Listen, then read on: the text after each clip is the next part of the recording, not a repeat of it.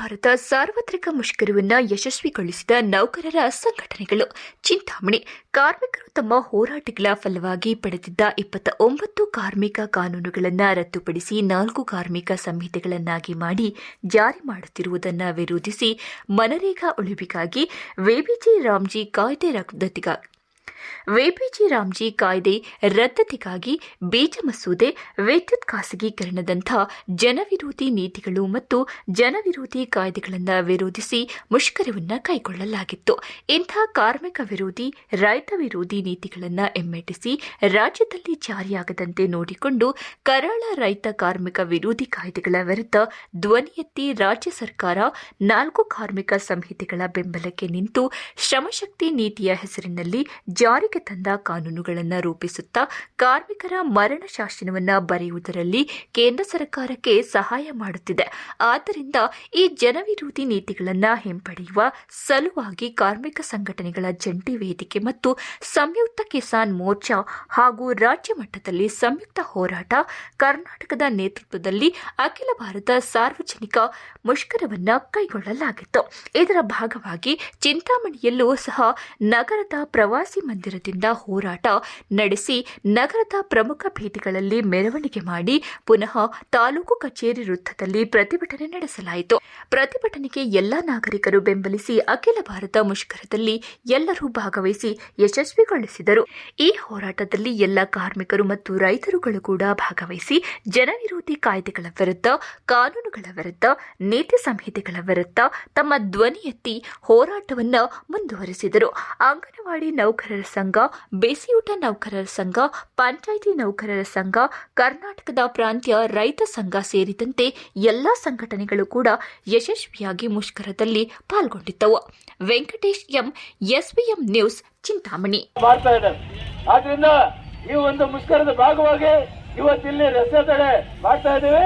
ಆ ನಿಟ್ಟಿನಲ್ಲಿ ಇವತ್ತು ಈ ಹೋರಾಟಕ್ಕೆ ಸಂಬಂಧಪಟ್ಟಂಗೆ ನಮ್ಮ ಕರ್ನಾಟಕ ಪ್ರಾಂತ ರೈತ ಸಂಘದ ಮುಖಂಡರಾದಂತ ಲಕ್ಷ್ಮಣ್ ರೆಡ್ಡಿ ಅವರು 1-2 ನಿಮಿಷ ಮಾತಾಡಬೇಕು ಅಂತ ಹೇಳಿ ಅವ್ರನ್ನ ಕೇಳ್ಕೊಳ್ತಾ ಇದ್ದಾರೆ. ಆತ್ಮೀಯ ಕಾರ್ಮಿಕ ಬಂಧುಗಳೇ, ವರ್ಷಗಳಿಂದ ಅಂಗನವಾಡಿ ಕಾರ್ಯಕರ್ತರ ಕೆಲಸ ಮಾಡ್ತಾರೆ. ಆದ್ರೆ ನರೇಂದ್ರ ಮೋದಿಗೆ ಲಕ್ಷ ಕೋಟಿಗಳು ಉತ್ಪಾದಕ ವೆಚ್ಚ ಅಂತ 2023ರಲ್ಲಿ ಗುಜರಾತ್ 26 ಕಂಪನಿಗಳಿಗೆ 1,95,000 ಕೋಟಿ ರೂಪಾಯಿಗಳು ಉದಾರವಾಗಿ ಕೊಟ್ಟಿರ್ತಕ್ಕಂಥ ನಾವು ಕಾಣ್ತಾ ಇದೀವಿ. ಇದು ನರೇಂದ್ರ ಮೋದಿ ಆಡಳಿತದ ವೈಖರಿ. ಕಷ್ಟಪಟ್ಟು ಇರ್ತಕ್ಕಂಥ ಒಂದು ಹಳ್ಳಿಗಳಲ್ಲಿರ್ತಕ್ಕಂಥ ಮಕ್ಕಳಿಗೋಸ್ಕರ ದುಡಿತಕ್ಕಂಥ ಅಂಗನವಾಡಿಯವ್ರಿಗಾಗ್ಬೋದು, ಡಿಸಿಯೂಟ ನೌಕರಿಗಾಗ್ಬೋದು ಇವತ್ತು ಕನಿಷ್ಠ ವೇತನ ಕೊಡೋಕೆ ನಮ್ಮ ಹತ್ರ ದುಡ್ಡಿಲ್ಲ ಅಂತ ಹೇಳ್ತಾರೆ. ನಾಗರಿಕ ಬಂಧುಗಳೇ, 2021ರಲ್ಲಿ SBI ಬ್ಯಾಂಕ್ ಮ್ಯಾನೇಜರ್ ಹೇಳ್ತಾರೆ, ಇಡೀ ದೇಶ ವ್ಯಾಪ್ತಿಯಲ್ಲಿರ್ತಕ್ಕಂಥ ರಾಷ್ಟ್ರೀಕೃತ ಬ್ಯಾಂಕ್ಗಳೇನಿದೆ ಆ ಬ್ಯಾಂಕ್ಗಳು ಹೆಸರು ಮಾತ್ರ ಕೇಂದ್ರ ಸರ್ಕಾರದ ಸರ್ಕಾರಿ ಬ್ಯಾಂಕ್ಗಳು. ಆದ್ರೆ ಖಾತೆಗಳಿದಾವಲ್ಲ, ಆ ಖಾತೆಗಳಲ್ಲಿ ನಡೆಸಿರ್ತಕ್ಕಂಥ ಖಾತೆಗಳು, ಆ ಖಾತೆಗಳು ಖಾಸಗೀಕರಣ. ನಮ್ಮ ಹೆಣ್ಮಕ್ಳಿಗೆ ಎಷ್ಟೋ ಜನ ಗೊತ್ತಿಲ್ಲ, ಖಾತೆಗಳು ಖಾಸಗೀಕರಣ. ಹೆಂಗಪ್ಪ ಅಂದ್ರೆ ನಿರ್ವಹಣಾ ವೆಚ್ಚ ಅಂತ ಪ್ರತಿ ಖಾತೆಗೂ ಪ್ರತಿ ತಿಂಗಳಿಗೂ ನಾವೇ ದುಡ್ಡು ಕಟ್ಟಬೇಕಾಗಿದೆ. ಮೊದಲು ಆ ತರ ಇರಲಿಲ್ಲ. ಈ ದೇಶದ 14 ಜನ ಪ್ರಧಾನಮಂತ್ರಿ ಆಡಳಿತ ನಡೆಸಿದ್ದಾರೆ. ಹಿಂದೆ ಯಾವುದೇ ಪ್ರಧಾನಮಂತ್ರಿ ಇಷ್ಟೊಂದು ಧಾರಾಳವಾದಂತಹ ಒಂದು ಕಾನೂನು ಜಾರಿ ತಂದಿರಲಿಲ್ಲ. ಆ ಪ್ರಧಾನಮಂತ್ರಿಗಳು ಯಾವ ಬ್ಯಾಂಕ್ ನಡೆಸಬೇಕಾದ್ರೆ ನಮ್ಮ ಗ್ರಾಹಕರೇನು ಅಲ್ಲಿ ಬಜೆಟ್ ಇಟ್ಟಿರ್ತಾರೆ, ದುಡ್ಡನ್ನ ಅಲ್ಲಿ ಅಕೌಂಟ್ಗಳಲ್ಲಿ ಇಟ್ಟಿರ್ತಾರೆ, ಅದ್ರಲ್ಲಿ ಬರ್ತಕ್ಕಂಥ ಲಾಭ ದುಡ್ಡಲ್ಲಿ ಬ್ಯಾಂಕ್ನ ನಿರ್ವಹಣೆ ಮಾಡ್ತಾ ಇದ್ರು. ಆದ್ರೆ ನರೇಂದ್ರ ಮೋದಿ ಇವತ್ತು ಗ್ರಾಹಕರನ್ನೇ ನಿರ್ವಹಣಾ ವೆಚ್ಚ ವಸೂಲಿ ಮಾಡಿ ಇವತ್ತು ವಂಚನೆ ಮಾಡ್ತಕ್ಕಂಥ ನಾವು ಕಾಣ್ತಾ ಇದ್ವಿ. ಆ ರೀತಿಯಾಗಿ ವಂಚನೆ ಮಾಡಿರ್ತಕ್ಕಂಥದ್ದು 2021ಕ್ಕೇನೆ 12,50,000 ಕೋಟಿ ರೂಪಾಯಿಗಳು. ಆ 12,50,000 ಕೋಟಿ ರೂಪಾಯಿಗಳು ಗುಜರಾತ್ 26 ಕಂಪನಿಗಳಿಗೆ ಸಾಲ ಮನ್ನಾ ಮಾಡಿರ್ತಕ್ಕಂಥದ್ದು ನಾಚಿಕೆ ಕೆಟ್ಟಂತ ಆಡಳಿತ ನರೇಂದ್ರ ಮೋದಿ ಆಡಳಿತ. ಇದನ್ನು ನಾವು ಇವತ್ತು ಗಂಭೀರವಾಗಿ ಪರಿಗಣಿಸಬೇಕು. ನಾಗರಿಕ ಬಂಧುಗಳೇ, ಕೇಂದ್ರ ಸರ್ಕಾರ ಇವತ್ತು ನಾವಿಲ್ಲಿ ಕಡಿಮೆ ಸಂಖ್ಯೆಯಲ್ಲೇ ಜನ ಸೇರಿರಬಹುದು, ಎಲ್ಲೇ ಚಿಂತಾಮಣಿಯಲ್ಲಿ. ಆದರೆ ಇಡೀ ದೇಶಾದ್ಯಂತ ಇವತ್ತು ಅನೇಕ ಕಡೆ ಬಂದಾಗಿದೆ. ಸಾವಿರಾರು ಅಲ್ಲ, ಕೋಟ್ಯಾಂತರ ದುಡಿಯುವ ವರ್ಗ ಜನರು ಇವತ್ತು ಬೀದಿಗಿಳಿದು ಸರ್ಕಾರಗಳಿಗೆ ಎಚ್ಚರಿಕೆಯನ್ನು ಕೊಡ್ತಾ ಇದ್ದಾರೆ. ಆದರೆ ಪರ್ಯಾಯ ಏನು ಅಂತಕ್ಕಂಥದ್ದನ್ನು ನಾವು ಯೋಚನೆ ಮಾಡಬೇಕಾಗ್ತದೆ. ಈಗ ನಮ್ಮ ಮುಂದೆ ಇರ್ತಕ್ಕಂಥ ಬಹಳ ಮುಖ್ಯವಾದ ಪ್ರಶ್ನೆ, ನಾವು ನಮ್ಮ ಭಾಗದ ಭೂಮಿಯನ್ನ ರೈತರ ಹಕ್ಕಾಗಿ ಉಳಿಸ್ಕೊಳ್ತಕ್ಕಂಥದ್ದು ನಮ್ಮ ಮುಂದೆ ಇರ್ತಕ್ಕಂಥದ್ದು.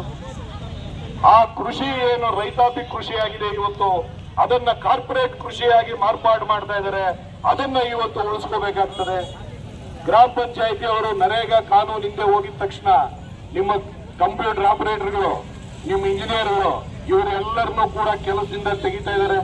ಅವರೆಲ್ಲರೂ ಕೂಡ ಕಾಂಟ್ರಾಕ್ಟ್ ಬೇಸಿಸ್ ಮೇಲೆನೆ ಇರ್ತಕ್ಕಂಥದ್ದು. ಅವ್ರ ಜೀವನ ಮುಂದಿನ ದಿನಗಳಲ್ಲಿ ಹೆಂಗಾಗಬೇಕು? ಈಗ ಇರ್ತಕ್ಕಂಥ ನೌಕರರಿಗೆ ಸರಿಯಾಗಿ ಸಂಬಳ ಕೊಡ್ತಾ ಇಲ್ಲ. ಸೊ ಈ ರೀತಿಯಾದಂತ ಅನೇಕ ಸಮಸ್ಯೆಗಳ ಮಧ್ಯದಲ್ಲಿ ಇವತ್ತು ನಾವು ಈ ಹೋರಾಟವನ್ನ ಮಾಡ್ತಾ ಇದ್ದೀವಿ. ದೇಶವ್ಯಾಪಿ ಮುಷ್ಕರವನ್ನ ಚಿಂತಾಮಣಿಯಲ್ಲೂ ಕೂಡ ನೀವು ಯಶಸ್ವಿಯಾಗಿ ಮಾಡಿದ್ದೀರಿ. ನಿಮ್ಗೆಲ್ರಿಗೂ ಕೂಡ ನನ್ನ ಕೆಂಪು ವಂದನೆ ಹೇಳಿ ನನ್ನ ಮಾತನ್ನು ಮುಗಿಸ್ತೀನಿ. ಇನ್ಕಿಲಾಬ್ ಜಿಂದಾಬಾದ್.